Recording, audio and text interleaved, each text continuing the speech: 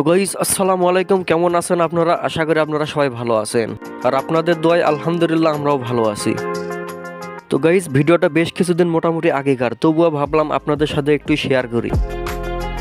তো গাইস সেই দিনটা ছিল শুক্রবারের দিন, জুম্মার নামাজ শেষ করে আমরা ভিডিও বাদ দিয়ে গিয়েছিলাম মজলিস খেতে। বুঝতে পারতেছেন তো, ফিরি ফিরি খাওয়া না, মানে দাওয়াত দিয়েছিল গাইস, তবে একজনকে, তার সাথে সাথে আমরা বেশ কয়েকজন একসাথে গিয়েছিলাম।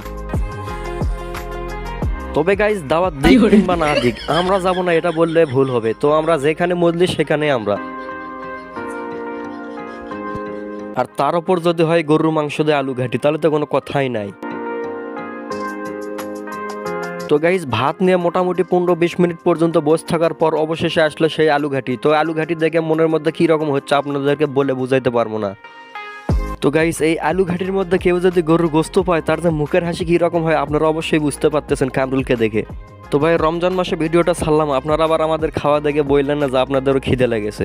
তো গাইস আপনারা কে কে বিনা দাওয়াতে না মানে মজলিস খেতে ভালোবাসেন, তাহলে অবশ্যই কমেন্ট বক্সে জানাবেন। সবাই ভালো থাকবেন, সুস্থ থাকবেন, খুদা হাফেজ।